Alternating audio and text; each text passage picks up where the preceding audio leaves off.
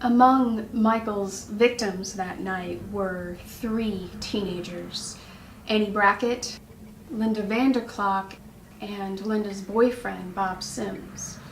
Laurie Strode, one of the few survivors that night, said in her police statement that she saw Michael standing across the street staring at her when she was in class earlier that day, that he followed her and Annie and Linda home from school, and that she saw him standing in her backyard staring at her through her bedroom window. Many serial killers have different motivations.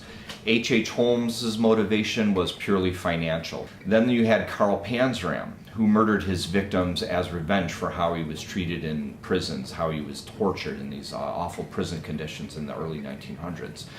And then you have a case such as Michael Myers, who he obtained his pleasure from stalking his victims. It was like a hunter and prey, cat and mouse type of situation where he wanted his victims to know. He wanted to taunt them.